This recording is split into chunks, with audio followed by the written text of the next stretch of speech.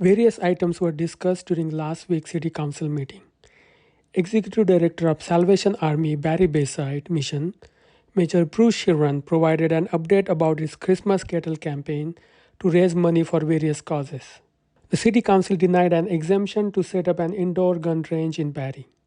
Roger Gray gave a deputation to the council, but there were no questions from the council and his application was rejected. Ward 9 Councillor Sergio Morales proposed name changes to various streets in his ward. Those name changes were unanimously approved.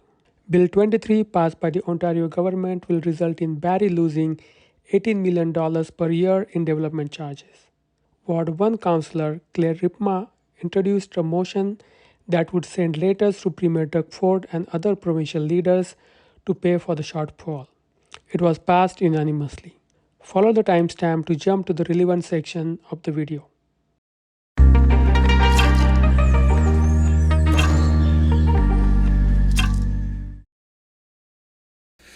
Tonight's City Council meeting is being held with members of Council, the Executive Management Team, and City Clerk in the Council chambers. Members of the Senior Leadership Team and other staff are available to answer questions in person and via video conference. As there are no student mayors as of yet, we will move to the confirmation of the minutes. The first item on the agenda is the confirmation of the minutes. The minutes of the City Council meeting held on November 7th, 2022 and November 16th, 2022 have been circulated. Are there any corrections? As there are no corrections, the minutes are adopted as printed and circulated. We'll move on to awards and recognition. We have one presentation this evening concerning the recognition of the 2022 Salvation Army Christmas Kettle Campaign. I will now call upon Major Bruce Shirran of the Barrie Bayside Mission to say a few words about the Salvation Army and this year's Christmas Kettle Campaign. Major Shirran.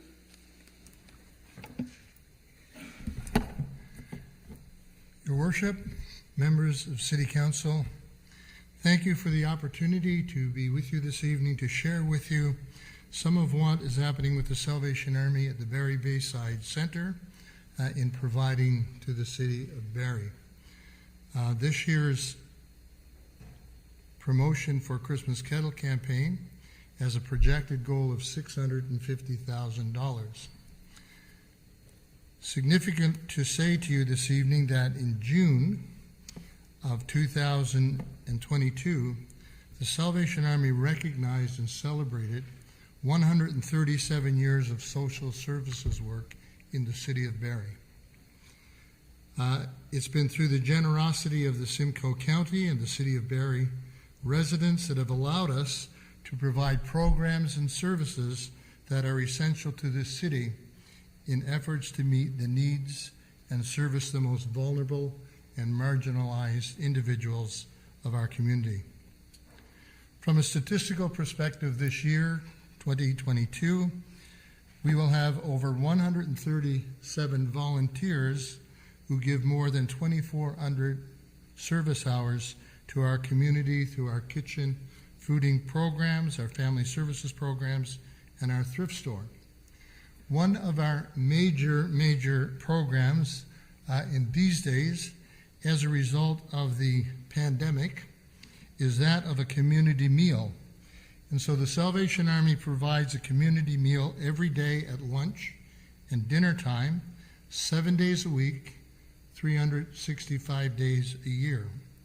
During the pandemic, COVID-19, the Salvation Army Mission Center provided 200 meals per day to assist the Busby Center and the Elizabeth Fry shelters during their motel model program. With the closure of the motel program at the end of July, our numbers did not decline. If at all, we began to see more and more of the homeless, low-income, vulnerable peoples who now come to a meal lineup twice a day to receive food from the Salvation Army. As a result, we have served from January to October 139,849 meals to the community. The current realities that we are presently facing is the tremendous challenge to present our food services budget and our inability to provide an in-house meal program. Prior to COVID, we were able to accommodate 25 to 30 people in-house. Regrettably, with the kinds of numbers that are now showing up at our doors, with an average of 585 meals per day, we're not able to accommodate space inside to host that number of people.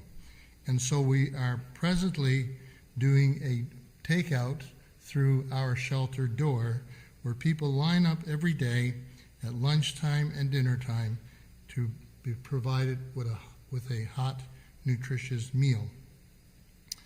Within our shelter program, we're providing shelter for men and families who are experiencing homelessness.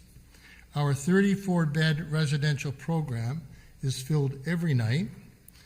The main focus of the program is to provide support services and surround services to assist those in our programs to set goals and to work toward finding affordable housing, which again has become a challenge in these days. This year, from January to October, we have provided 18,179 bed nights. One of our new instituted programs is that of a community and family services program. This program supports and provides services to community members, families in our community. Those would be families that are struggling. They may be receiving some form of financial assistance, or they're in a very low income bracket and finding difficulty and challenges in making ends meet.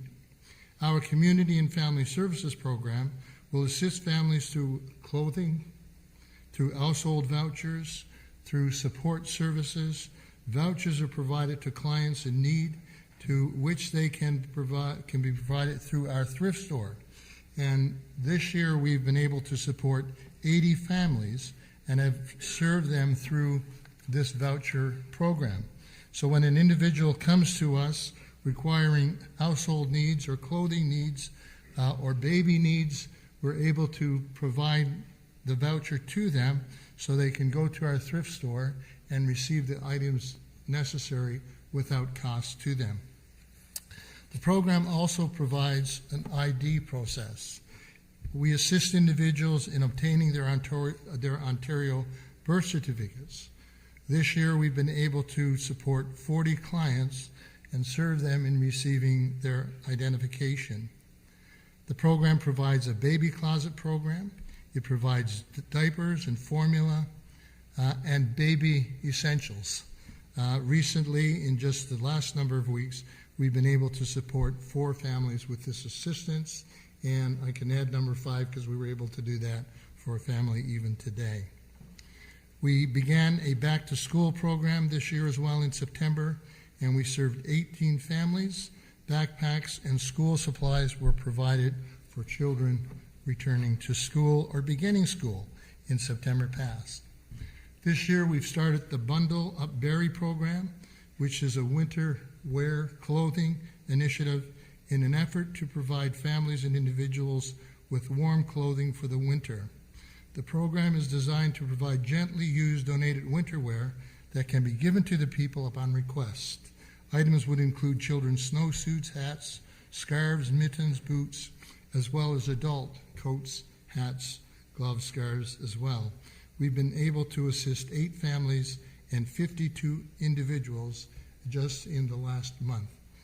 So it's a viable program, and people are reaching out for our support. Then this program also offers another design program called Pathway of Hope. This is a program initiated by the Salvation Army, and it's provided across the Canadian territory in assisting families and individuals in setting goals, setting plans to assist them in moving from their present situation into a more suitable, sustainable lifestyle. Clients are selected for this program and work through with our Family Service Department and coordinator. They complete their personal goals and move to a more sustainable lifestyle.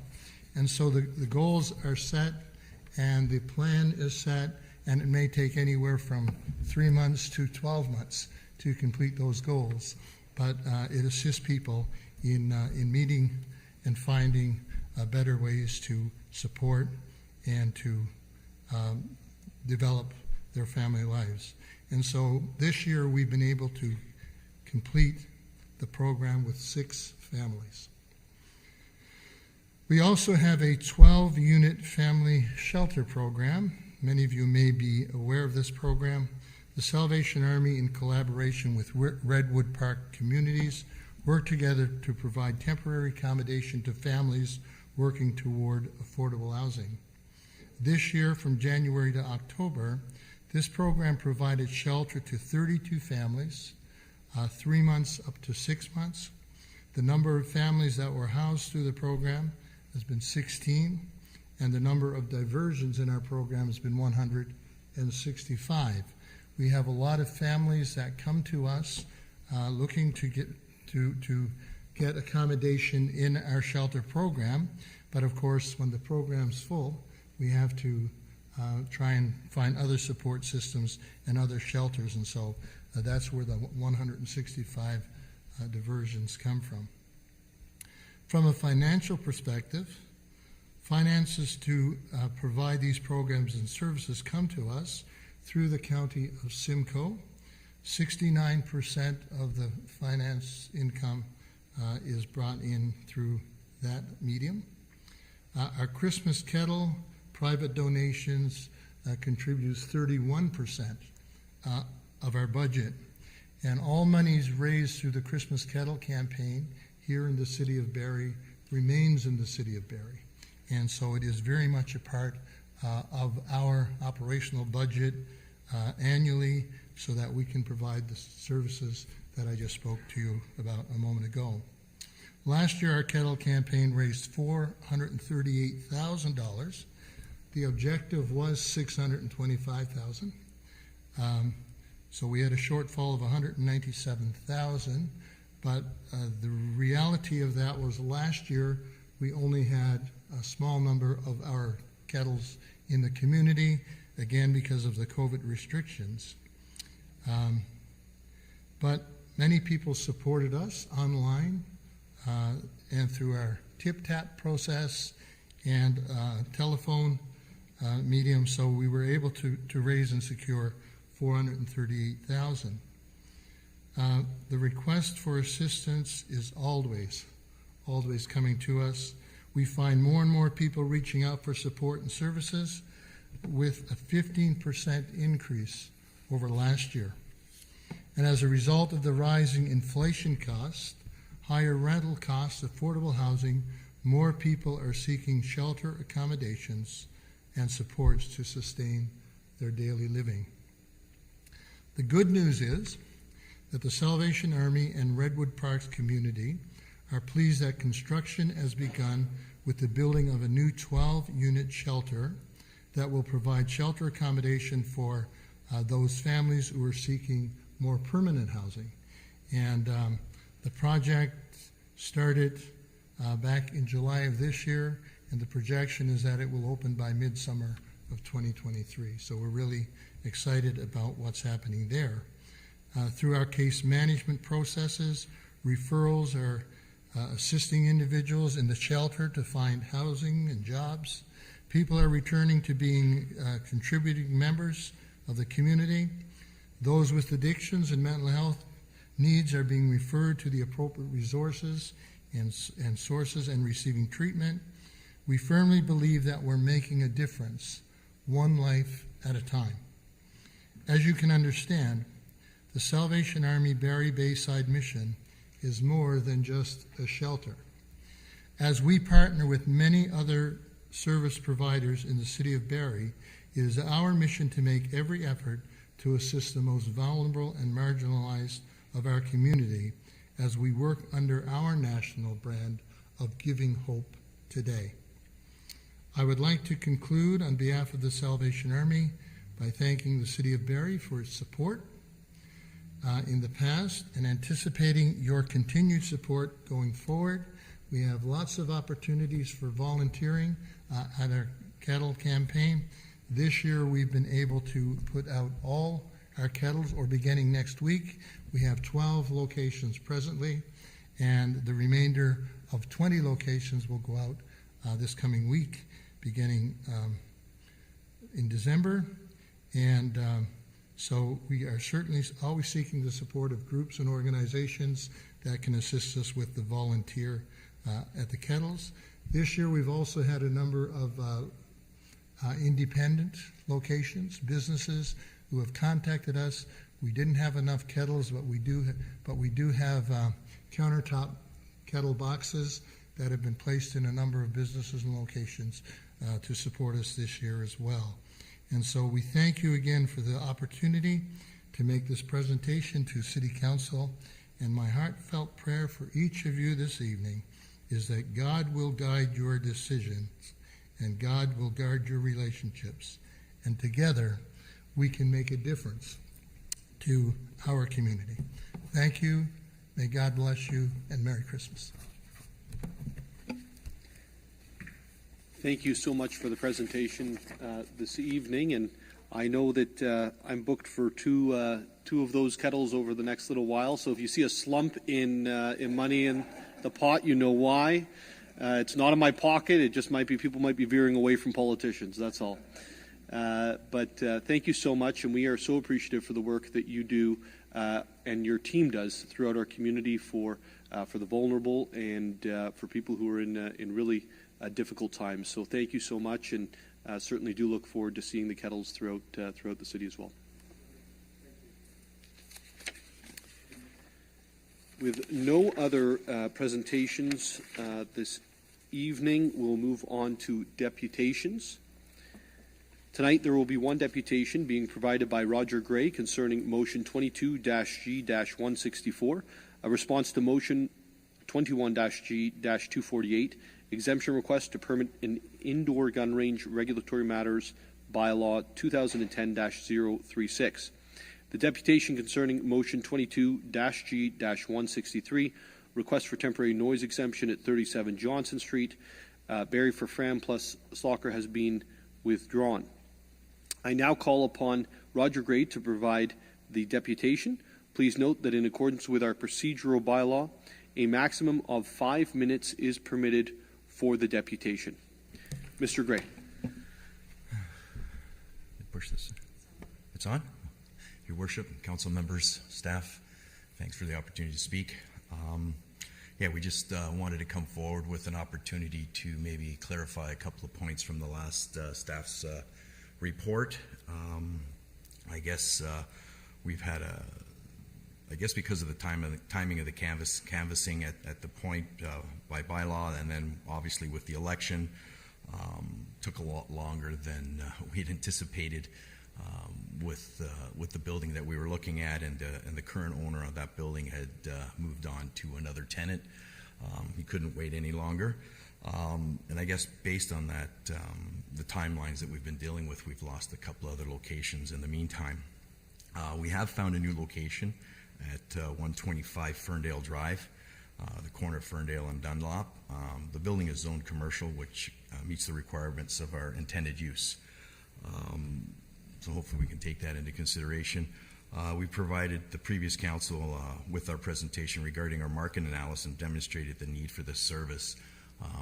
All the surrounding gun facilities or shooting facilities, sport facilities, are jam-packed. They have waiting lists up to a year to 2 years to get in. So the market is there for this. We find that we could probably fill this with 5,000 members within a few months based on our research. I guess we wanted to kind of clarify a couple of points that we noticed in the report. Through the canvassing, obviously there was some support. There was some negative as well. And I guess one of the objections was based on the noise that they believe would come from the facility. We addressed that, I guess that concern in our presentation, where there's noise studies been done, and that noise would not be anything more, would be less than what you hear from the street on a vehicle. The other concern that was raised was the location, and I guess that may be addressed obviously in this new location where we're surrounded by more of an industrial zoning. And then I guess the other thing was a correction that we kind of wanted to make that was in there that maybe was a misinterpretation about action target. Action target would not be the operators of the location. We would have we'd have certified operators in place to manage the business, which was also in our presentation to council. Lastly, I guess the CFO operates the same as the LCBO. They regulate. They would regulate and obviously monitor our business, and it just like the LCBO does with any bar or restaurant with a liquor license.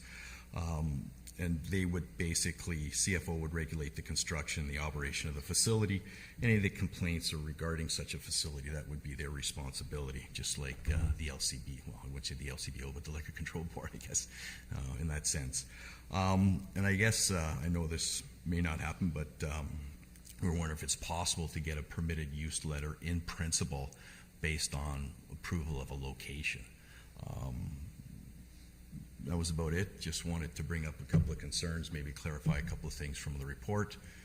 We find that Barrie, based on all the other locations within the surrounding areas, where the people would come from, Toronto, surrounding areas, north, south, east, west, is kind of like right in the hub of where everybody would come to through the highway off the 400 and to the business, and we believe also would bring a lot of external spending to the area as well. So thank you for your time. Appreciate it. Again, as the other gentleman said, God bless and Merry Christmas to everybody. Thank you. Thank you, Mr. Gray, for your deputation this evening and for joining us this evening.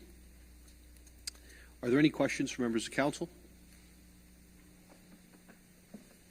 With no questions, we will now move on. There are no tax applications or communications, so I will move to committee reports. Councillor Thompson. Moved by myself, seconded by Councillor Jim Harris, that Section A of the General Committee report dated November 23rd, 2022, as circulated, be adopted.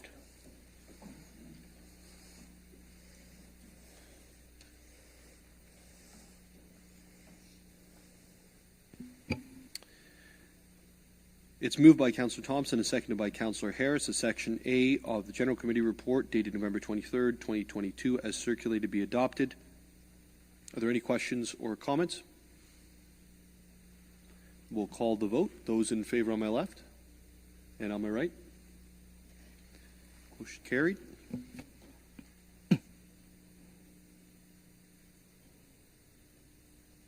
Mayor, not a quick comment.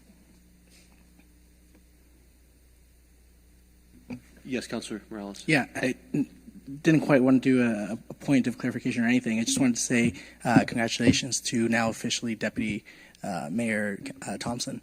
I think in your speech, he really focused on uniting together as a council.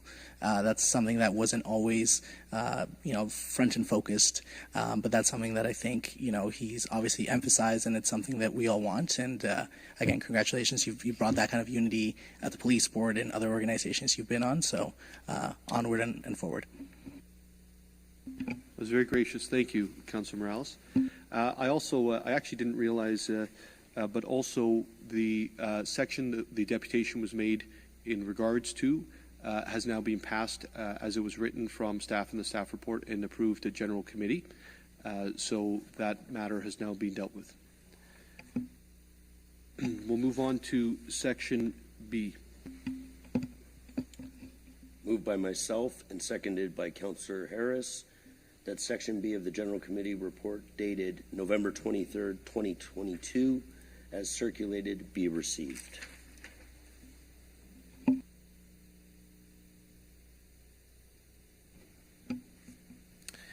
Thank you, Councillor Thompson, and seconded by, it's moved by Councillor Thompson, seconded by Councillor Harris, that Section B of the General Committee report dated November 23rd, 2022, as circulated, be received.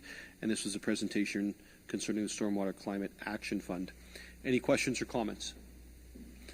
All those in favor on my left and on my right. It carries. Councillor Thompson. Moved by myself, seconded by Councillor Harris, that Section C of the General Committee report dated November 23rd, 2022, as circulated, be adopted.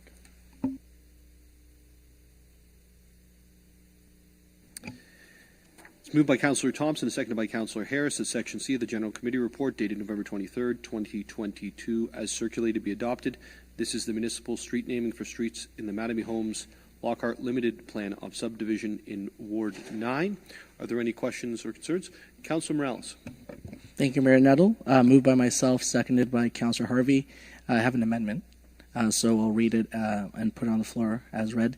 That motion 22-G-167 of Section C of the General Committee Report dated November 23rd, 2022 be amended by replacing paragraph 1A, B, C, D, and H with the following.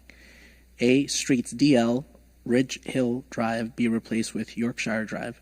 B, EF, Belgrave Trail be replaced with McBride Trail. C, streets GH, Rosette Street be replaced with Suzuki Street. D, streets IJ, Garnet Avenue be replaced with Gretzky Avenue. And H, street P, Ravenview Crescent replaced with Reddick Crescent.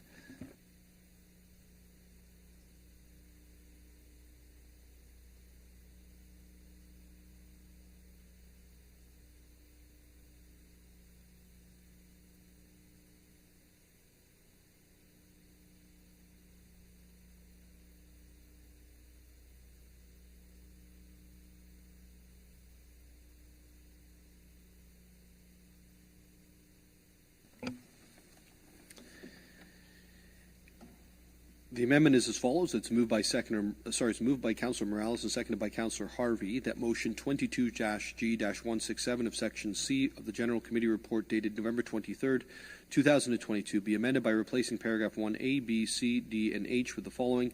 A, streets D/L, Ridge Hill Drive be replaced with Yorkshire Drive. B, streets E and F, Belgrave Trail be replaced with McBride Trail. C, streets G and H, Rosette Street be replaced with Suzuki Street. D, streets I, J, Garnet Avenue be replaced with Gretzky Avenue. And H, street P, Ravenview Crescent replaced with Reddick Crescent. Are there any questions or comments on the amendment? As there are none, all those in favor on my left and on my right. The amendment carries. We'll now move to the main motion as adopted. Are there any questions or concerns on the main motion as adopted? As there are none, those in favor on my left. Oh, Councillor Kungle. Yes, sorry, just overall, I wasn't sure if Councillor Morales was able to speak to the rationale for changes just to help us with context. I know we moved right into supporting it, but if there is anything we should appreciate around the purpose of the changes. Thank you. Through you, Mayor Nettle, to Councillor Congo. Thank you.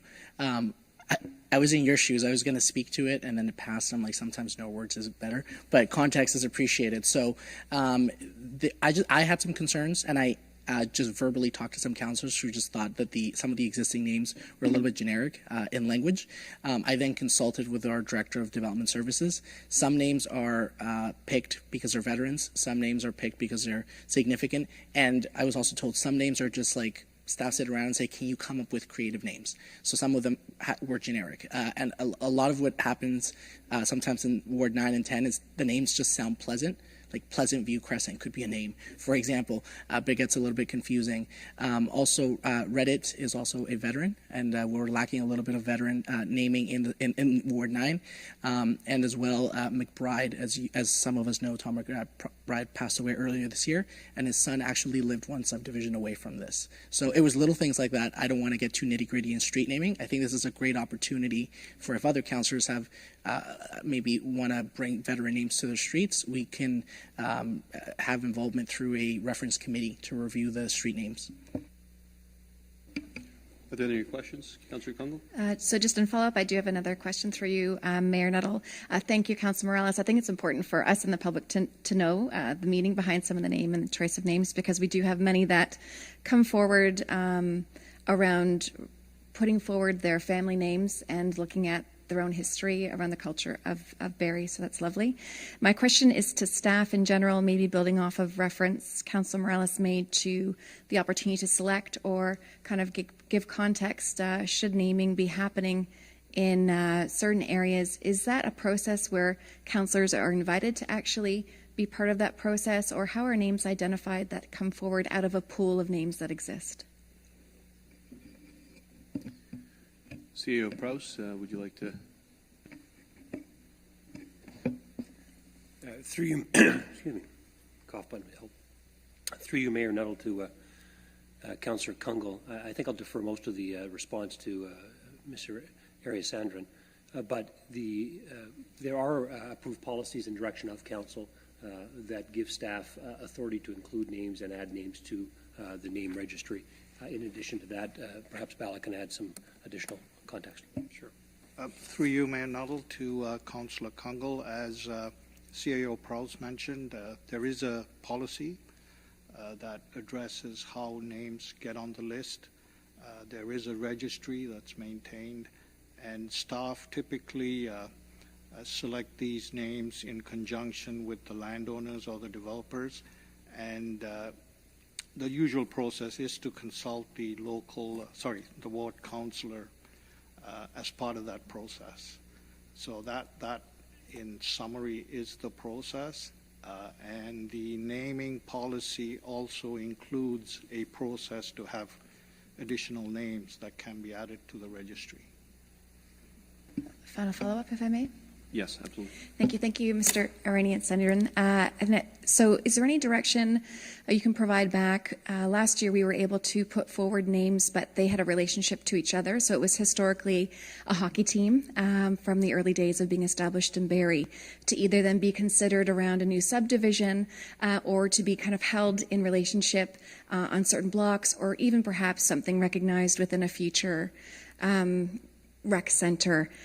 So I'm assuming those things are in play when developers come together about holding names that kind of were brought forward with a relationship as a team versus selecting one off, or do we need to follow up and be more deliberate in any way around direction setting for how a relationship can be maintained with, say, 20 names, 12 to 20 names in association with a hockey team?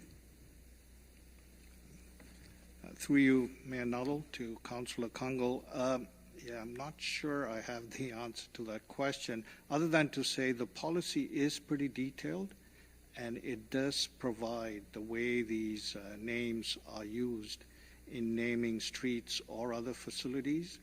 So when staff do use these names, they make sure they conform to the steps that are outlined in the policy. And we can get back to you with a specific application if that's needed. Thank you to staff, and thank you to Councillor Kungl. Councillor Kungl, if I could recommend maybe sit down with CAO Prowse after this at some point to reaffirm what was previously, I believe, you've added to the ledger for names would be helpful. And also, I know that in the North End there's not many opportunities to be involved in the street naming process. But I also know these folks in the South End love to work with their colleagues. So I think there's lots of opportunity here on the go forward. Councillor Corser. Asked and answered. Wonderful. Councillor Morales. Thank you, Mayor Nuttall. Very quick comment, just to clarify, Councillor Kungl. The names that I brought forward as an amendment were already on the pre-approved list. I was in about on our first two meetings, start pulling names out of a hat and trying to do. I met with staff, and they were already in the pre-approved list. So. If there are no other questions or comments, we'll move to vote on the main motion. All those in favor on my left and on my right. It's carried. Councillor Thompson. Moved by myself, seconded by Councillor Harris, that Section D of the General Committee report dated November 23rd, 2022, as circulated, be adopted.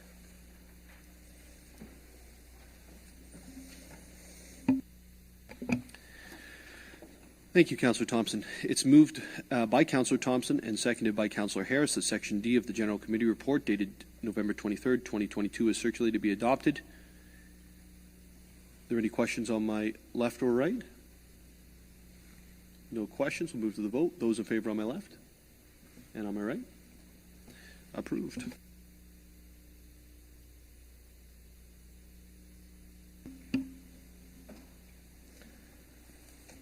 Moved by myself, seconded by Councillor Harris, that Section E of the General Committee report dated November 23rd, 2022, as circulated, be adopted.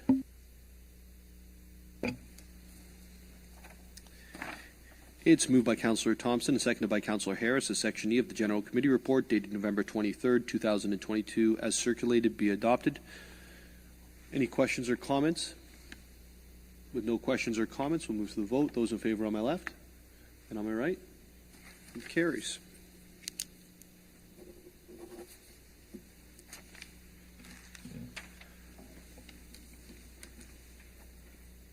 Prior to, there's no deferred business, but prior to direct motions, we'll actually call for a 10-minute recess. We will come back in at 7:48 p.m. Thank you, Mr. Mayor. I have a direct motion, and before we do that, we have to permit it. So, moved by myself, seconded by Councillor Nixon, pursuant to Section 7.1 of the Procedural Bylaw 2019-100, permission be granted to introduce a motion without notice concerning Bill 23, More Homes Built Faster Act 2022.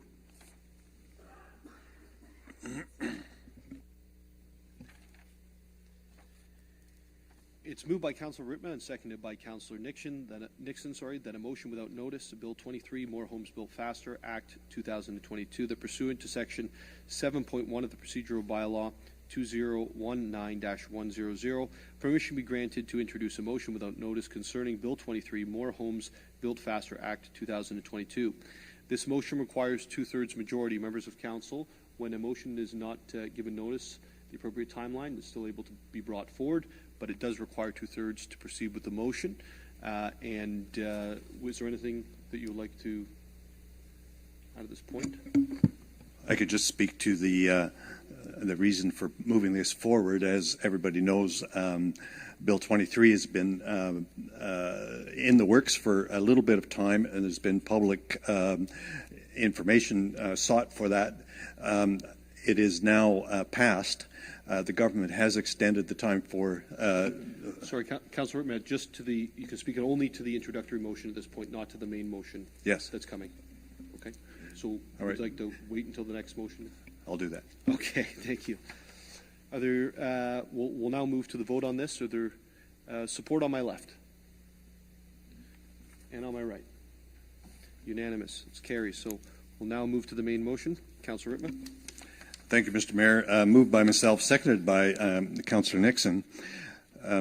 Whereas Bill 23, More Homes Built Faster Act 2022, significantly affects municipal finances, infrastructure planning and funding, climate change strategies, affordable housing initiatives, and heritage programs, and has potential unintended impacts on municipalities.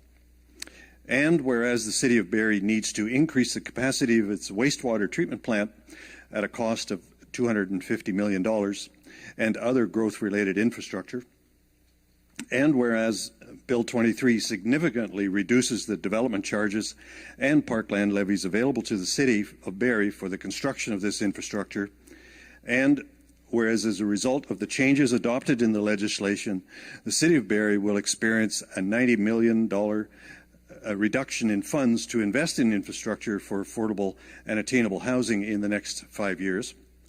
Now, therefore, be it resolved, 1, that the City of Barrie requests the Government of Ontario to fund the expansion of the wastewater treatment facility to aid Barrie in meeting the housing targets outlined by the Province of Ontario in Bill 23, and that a copy of this motion be forwarded to the Honourable Doug Ford, Premier of Ontario, the Honourable Steve Clark, Minister of Municipal Affairs and Housing, the Provincial Standing Committee on Heritage, Infrastructure and Cultural Policy, MPP Gord Downey, MPP Andrea Kanjan, Colin Best, President of AMO, and Ontario's Big City Mayors.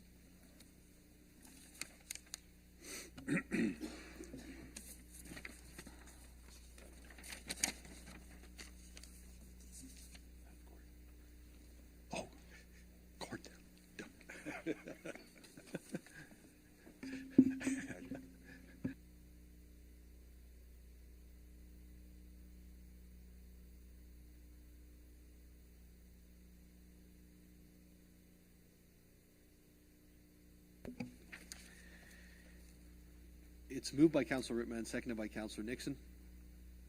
Bill 23, More Homes Built Faster Act. I'm sorry. Whereas Bill 23, More Homes Built Faster Act 2022 significantly affects municipal finances, infrastructure planning and funding, climate change strategies, affordable housing initiatives, and heritage programs, and has potential unintended impacts on municipalities. And whereas the City of Barrie needs to increase the capacity of its wastewater treatment plant to the cost of $250 million and other growth-related infrastructure. And whereas Bill 23 significantly reduces the development charges and parkland levies available to the City of Barrie for the construction of this infrastructure. And whereas as a result of the changes adopted in the legislation, the City of Barrie will experience a $90 million reduction in funds to invest in infrastructure for affordable and attainable housing in the next 5 years.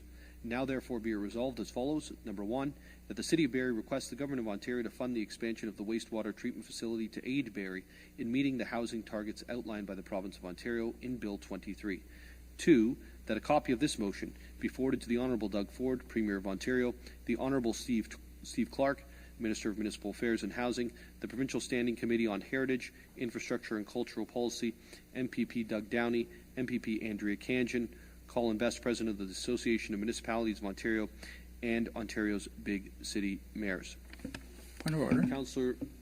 Point of order. Could we get a copy of that? Since it's a direct motion with multiple paragraphs and we can only speak once at council. Yes, we can do that for sure.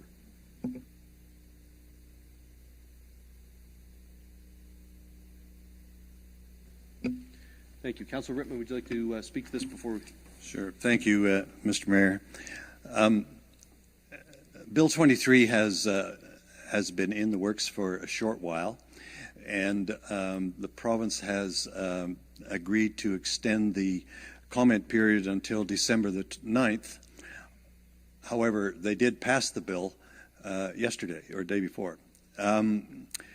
So there's been a significant expression of concern from AMO and from a lot of other municipalities as well.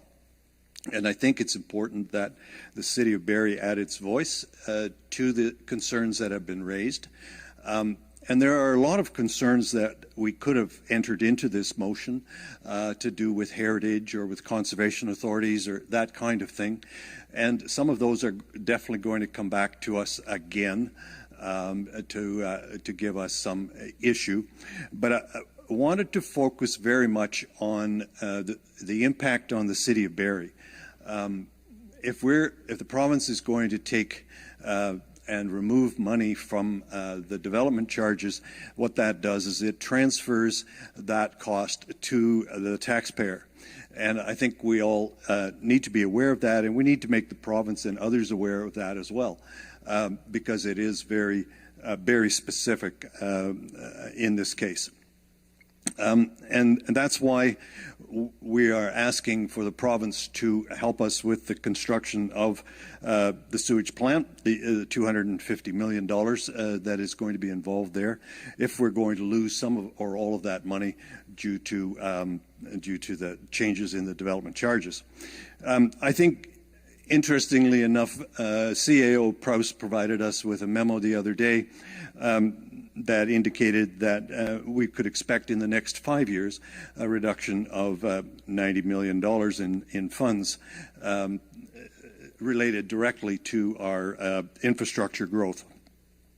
Now, interestingly enough as well, late this afternoon we got a letter from Minister Clark, and he said that he was going to make the municipalities whole.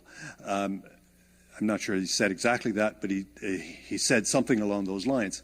And I'm delighted to hear that. And I suspect that he knew that this motion was coming forward tonight, and that's why he sent us the letter. At least I hope so.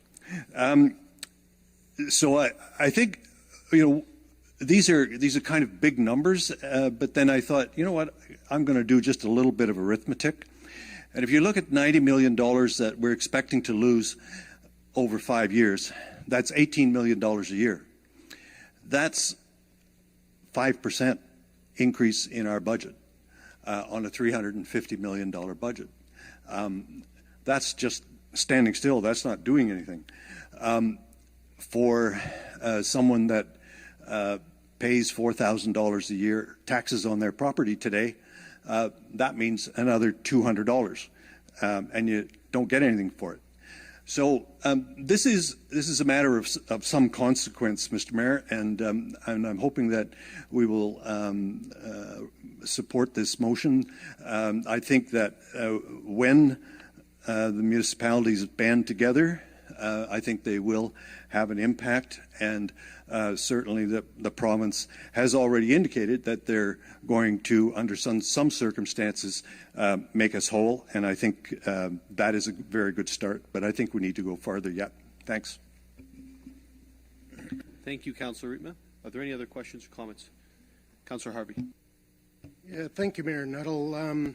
I just kind of question why the motion even got brought forward, especially, and it was highlighted by Councillor Rietma about the fact that Minister Clark has provided a letter to the president of AMO indicating that they will ensure that the finances will be whole when it comes to the issues that he's raised, which kind of negates what this motion is all about, in my opinion. It's pretty clear in his letter when you read it, and that they ensure that municipalities are going to be kept whole, and that any impact to their ability to fund housing will be enabled as a result of the change of this bill. So I just don't see the rationale as to why we're going to be sending a letter to them that basically contradicts the letter that Minister Clark has already provided to the Minister of AMO, or the President of AMO. I don't know if Councillor Rietma wants to clarify, but I'm a little confused. Councillor Rietma. I'm happy to clarify, and what I'll do is I'll quote from the letter. It says, there should be no funding shortfall for housing enabling infrastructure as a result of Bill 23, provided municipalities achieve and exceed their housing pledge levels and growth targets. And I think part of the issue here is that this is going to have to be dealt with in regulation or in some other fashion, because one of the problems is that we probably can't meet our housing targets without spending the money to get the infrastructure.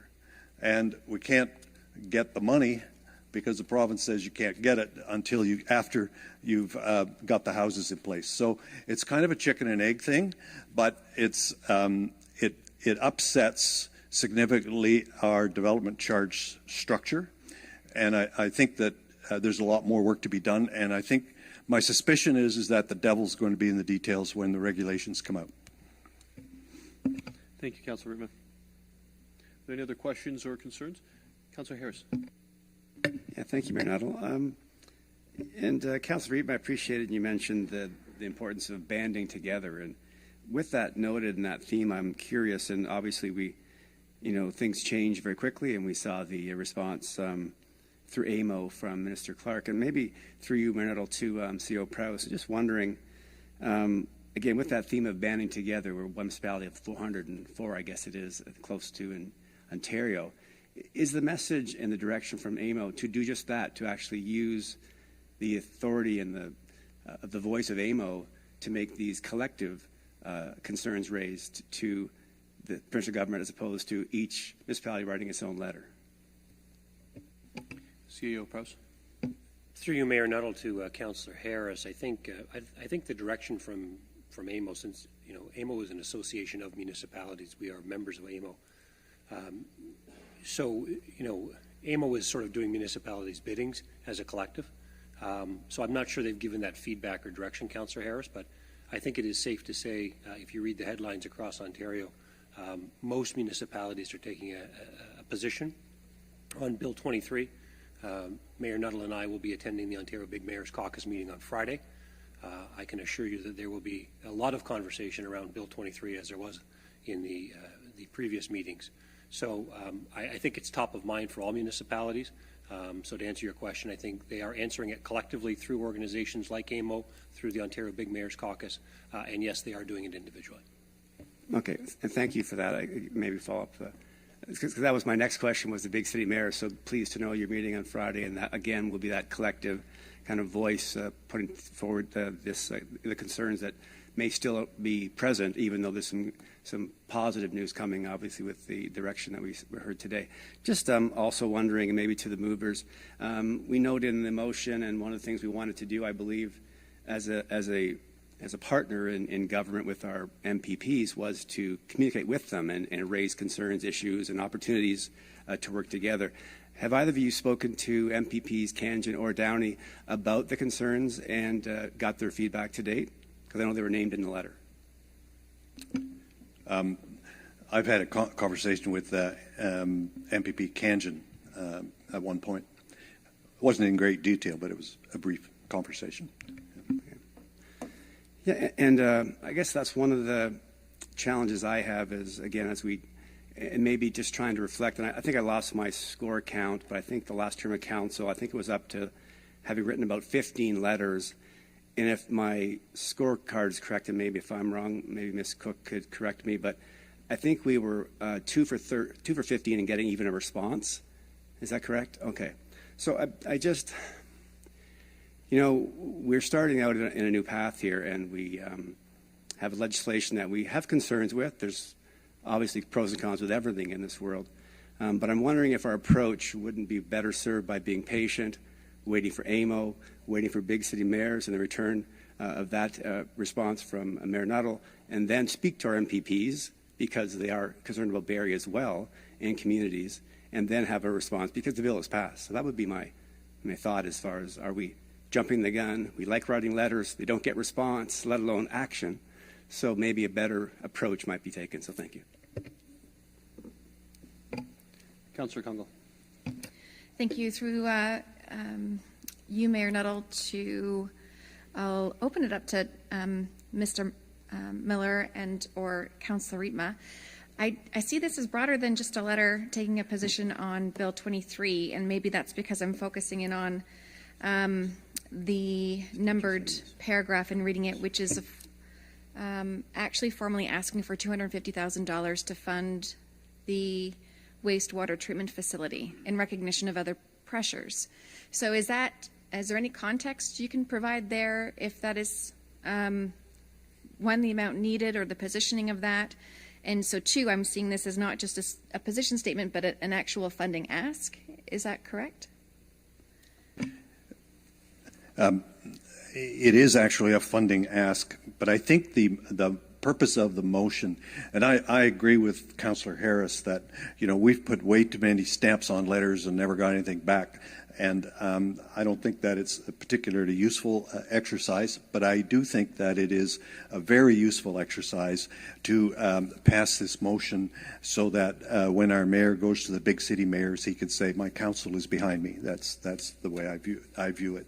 And yes, in terms of the money ask, we wanted it to be very specific for here in Barrie, and we're going to need that money if we can't get it through development charges. So maybe just a redirection to staff, because I haven't seen us put forward a funding ask that I could recall within a letter statement. So would this be felt to be a productive way in which to identify things that would become pressures for us in the upcoming budget cycle? Or would you recommend a different direction other than tying it to a Bill 23 context? CAO Prowse. Through you, Mayor Nuttall, to Councillor Kungl. With respect, I think some of your question is more political than staff.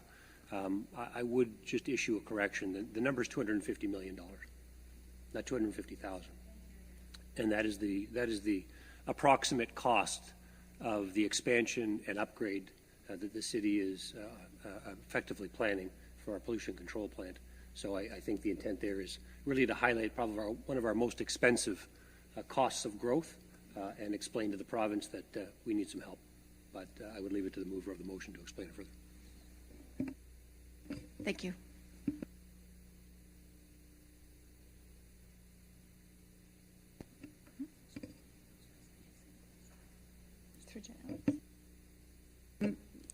So redirection. Mayor Nuttall, would you like to comment on the question? I would love the invitation to comment on the question. Thank you. In regards to the wastewater treatment plant, first of all, Councillor Ritma had brought this and has done a lot of work on this, so thank you, Councillor. And with regards to the specific $250 million, if the expectation for the City of Barrie is to build another 23,000 units, we need to have an appropriate wastewater plant that's able to facilitate that while still balancing the health of Lake Simcoe, which we all know is paramount. And I think that the reason that I will end up being supportive of this is that the $250 million is what makes that happen, both balancing housing and the environment at the same time. You know, there's a lot of things in Bill 23 that we don't have access to in terms of some of the green belts, etc. But this is something that we do. And so if we can continue to outline that to the province of Ontario, that this is a very important piece of infrastructure that will certainly allow homes to be built here in accordance with their priorities and plans they're putting forward in terms of building homes faster in Ontario, as well as preserving the health of our lake. I think it's a good way to communicate it. And I believe I still have the floor, so maybe I'll close it off because I can only speak once to it, which is that's really helpful context to know. Both CAO Prost and Mayor Nuttall are with Big City Mayors on Friday. I do see this as much more strategic than perhaps just a letter that positions a general statement in alignment to an opinion, but is tied to really putting on the table financial impacts, and with that, through Mayor Nuttall, conversations around how they might support enabling us to seek some recovery of costs that we know are necessary. So I'll support the tabled motion.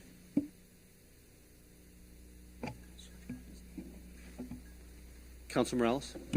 Thank you, thank you, Mayor Nuttall. Wrong notes. There you go. So on the motion, the direct motion as printed, I can't support the letter, and here's why. If the letter had focused specifically just on the wastewater treatment plant things, that would have been a different conversation. If it had focused on Greenbelt, you would have had my support. Bill 23 isn't really a bill. It's an omnibus bill. That's not a critique of the mover. It's not a critique of this council. That's the critique of just the way it was presented. Not necessarily all information. Some of it I'm supportive of. So because it's an omnibus bill, we're forced to either condemn them or support it. It's not that simple. And when we get to that simplicity level of support or not, we play into the politics that all our levels of governments are playing into. So I did reread while Mayor Nuttall, while you made your comments about your thoughts when Councillor Kungle asked you. I can live with paragraph number 1 because it's a little bit more generic in language. It affects municipal finances. It doesn't flat out say you are going to hurt us. I can get behind paragraph number 2 because it's saying about the cost that we're facing. That's not an opinion. That's just a reality. And I can get behind the now be it resolved that we request them to help us fund the wastewater treatment plan. The 2 paragraphs that I'm having trouble with, specifically with the knowledge now that there's a meeting coming up Friday, are these 2. And whereas Bill 23 significantly reduces the development charges and parkland levies available to the City of Barrie for the construction of its infrastructure, that's not fact. That's a strong opinion, and a lot of our forecasts from staff and expectations, specifically when we get an email from Minister Clark saying that we're going to make you whole, right? And then the final one being, whereas as a result of these changes, you're going to experience a $90 million reduction over the next 5 years. Again, when we just get an email saying we will make you whole, part of maintaining good relationships with other levels of government is trusting them at their word, still keeping them accountable, but not passing a motion after they send a letter essentially calling them inaccurate as a minister. So I think if we take those 2 paragraphs out, it's also whereas paragraphs don't affect motion. A wise former city clerk once told me that you move away from whereas paragraphs and you focus on the meat of the motion, and it still meets the intent of empowering our mayor to have this chat and say, look, our council spoke loud and clear without him having to be awkward about after Minister Clark, after you send that email, our council still read it, basically gave it not a lot of credibility and passed those 2 paragraphs. So I'm actually going to turn my comments into an amendment, if I can get a seconder, and I would be supportive of everything else. So the amendment being, and I'm getting a verbal nod, moved by myself, seconded by Councillor Harris, that paragraph 3 and 4 in the whereas section be removed.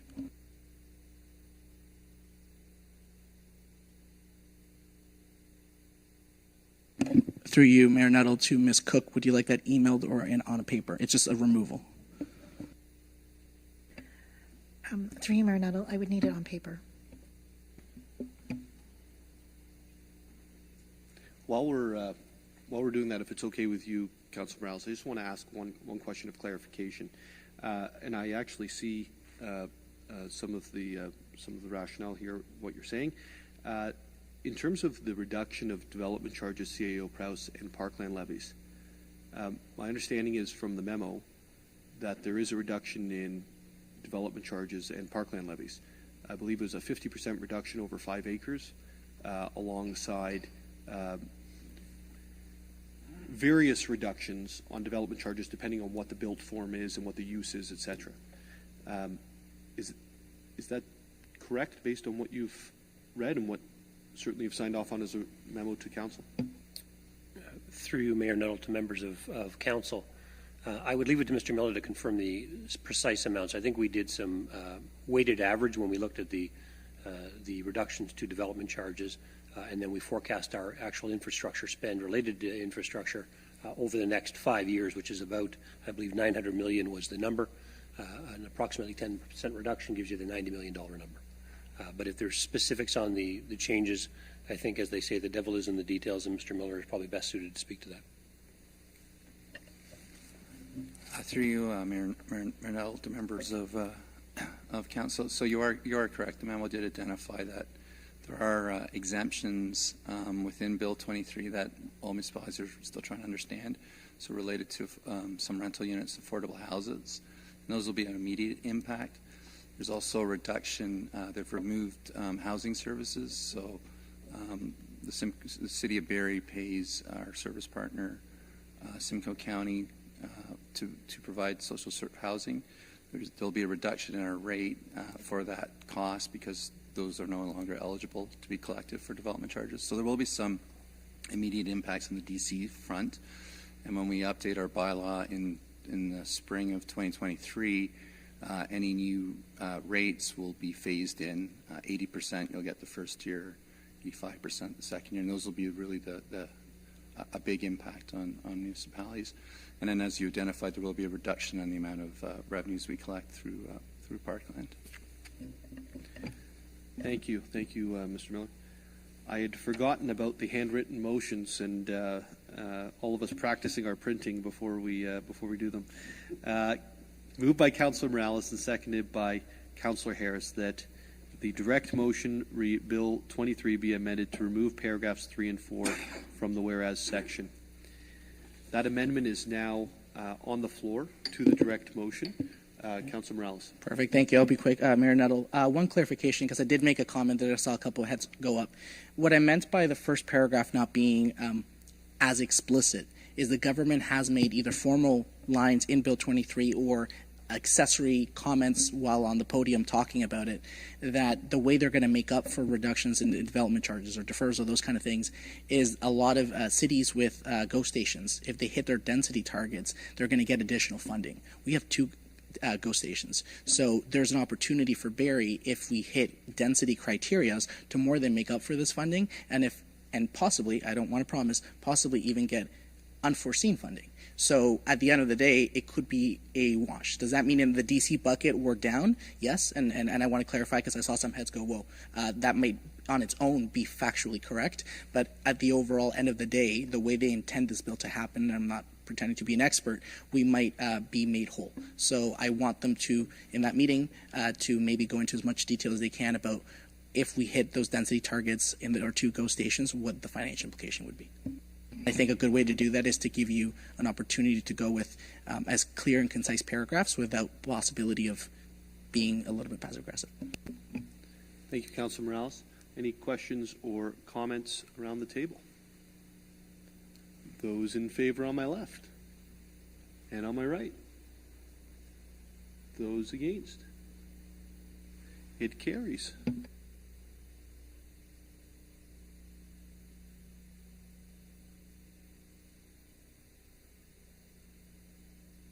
We'll now move to the main direct motion as amended. Are there any other questions or concerns or statements from members of council? Councillor Thompson. Thank you, through you, Mayor Nuttall. To maybe Michael, CAO Prowse.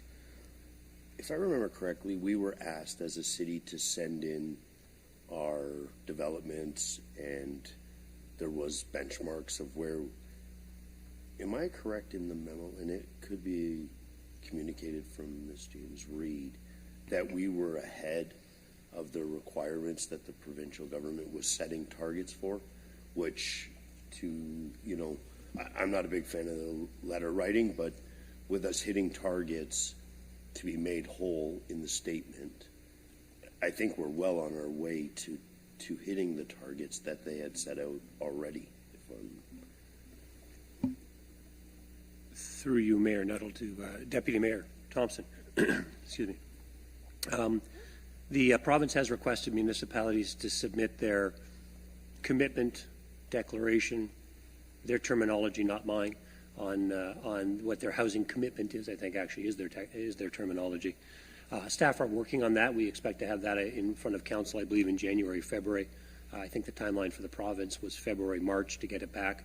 I would say generally we felt fairly comfortable that the city of Barrie continues to do exactly as municipalities should do, which is we've been planning for growth for well over a decade now, and we have the mechanisms in place to facilitate growth, and we're seeing the fruits of that labor. So I think staff are fairly comfortable that barring some disruption in the economy that's significant, we'll continue to see uptick in the building of homes in Barrie, and we'll be in a position to put council in a position to send that resolution back to the province in the timeline that they've requested. Perfect. Just a statement then. I appreciate the work and making it very specific with the water treatment, and I think the ask is basically if you reduce our DCs, we would ask for funding to make us whole to accomplish the growth. But the amendment really narrowed it down to being exactly what you said, Barrie specific, without kind of picking a battle. And I think this is what we done last term that was actually counterproductive. So I appreciate the amendment, and I'll be supporting the bill as amended. Councillor Harris. Thank you, Mayor Nuttall, and yeah, thank you. On that theme, Deputy Mayor Thompson, I'm not a fan of the letter writing, as you probably gathered from my first comments, but it's not about the concern about the potential impact and what it means for Barrie. So I do appreciate that this might have some utility for you, Mayor Nuttall, as you approach the Big City Mayor's meeting, and that there's some value in it beyond a letter that seems to go into a pile that doesn't seem to get response. And I think, again, having that relationship with our other levels of government to be positive, productive, and represent Barrie in an effective way. So if, given the amendment, I'm happy to support this as amended, and look forward to seeing some results, and that this can be a tool for you to utilize moving forward. So thank you. Any other questions or comments? Before we vote, I just wanted to weigh in on this a little bit. I think there's it's a very complex issue that's happened in a very short period of time, and for council to be feeling as a whole, as 11 individuals, that we're in different areas on this is very self-explanatory. I think that individual members of council that I've spoken to feel like they're on maybe both supportive of parts of it and opposed to parts of it. And that is because of the nature that Councillor Morales has identified in terms of it being an omnibus bill. As we go forward, Council, I think that it's very important that we continue having the dialogue that we had tonight. And the important side of it is this, is that we're having very respectable debate, and I think we're ending up in the right place, and everybody's working together. I think that stands very well. when it comes to the provincial government, we need to have better relations than we've had in the past with them, because we won't be able to influence the process if we're not even invited into the building. And so I think that certainly those comments are well received. I also think that as we move forward, any sort of business dealing, whether it was personally buying a house or buying a chocolate bar, I always get a little bit tense when somebody says, we're going to take this from you, but don't worry, we're going to make you whole eventually. And I hope that is the case, and I hope that it's more than made whole, and only time will tell on that. But what you've done by working together is give us the tools to be able to outline the specifics on how we can help the government help us reach the housing targets and certainly preserve our lake going forward. So thank you for working together on this both before and around this table. And if there's no other comments or questions, I will call the vote. Those in favor on my left and on my right. It carries.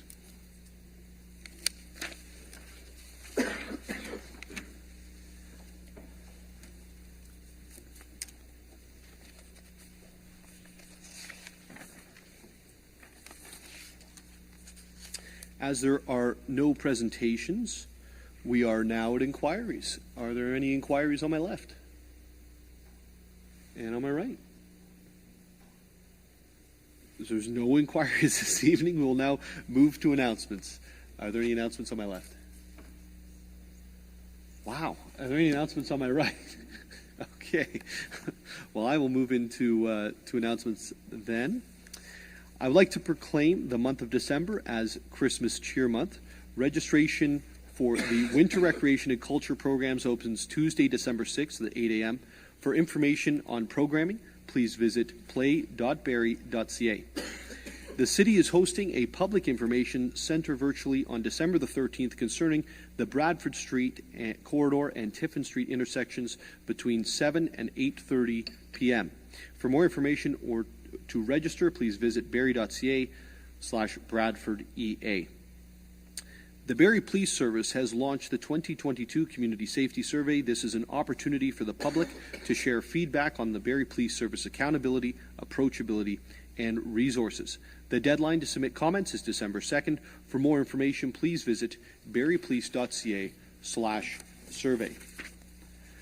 A reminder to residents that overnight parking restrictions take effect from December 1st to March 31st, 2023. On-street parking will not be permitted between 3 and 6 a.m. within the downtown business improvement area and on other city streets between 12:01 a.m. and 7 a.m. New this winter, overnight parking will also not be permitted in any hybrid parking lots or waterfront parking areas, lots on street from 12:01 a.m. to 5 a.m. For more information about overnight parking restrictions, please visit barrie.ca/parking. General Committee will be meeting on Saturday, December the 3rd at 9 a.m. for the strategic planning session in the Sir Robert Barrie Room. And Planning Committee and General Committee meetings will be held on December the 7th. Bylaws, Councillor Thompson. Moved by myself, seconded by Councillor Harris. Leave be granted to introduce the following bills, and these bills be read a first, second, and third time, and finally passed. Bill 105, 106, 107, 108, 109, 110, 111, 112, 113, 114, 115, and 116.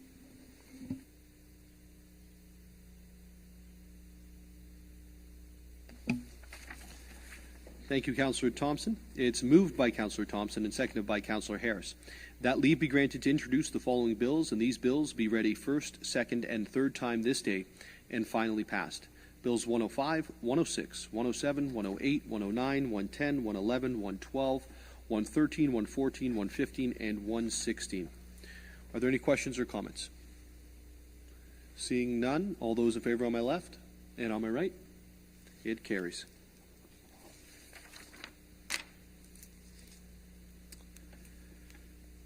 Seeing as the bylaws have now been passed, I would like to congratulate, before the confirmation bylaw, who was furiously reminding me we have a confirmation bylaw, Councillor Thompson, who's now Deputy Mayor Thompson for the 2022 to 2026 term of council. So congratulations, Deputy Mayor Thompson.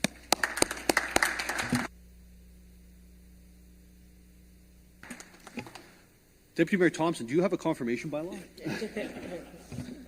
Moved by myself, seconded by Councillor Harris, leave be granted to introduce the following bill. And this bill will be read a first, second, and third, and finally passed. The confirmation bylaw, 117.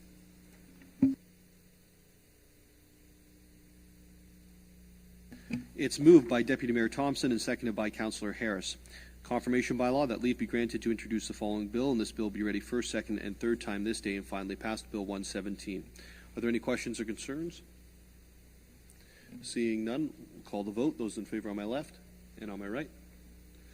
It carries.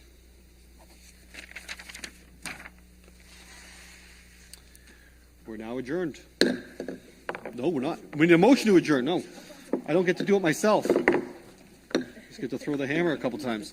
A motion to adjourn, Councillor Rittma. Seconder, Councillor Harris. All those in favor?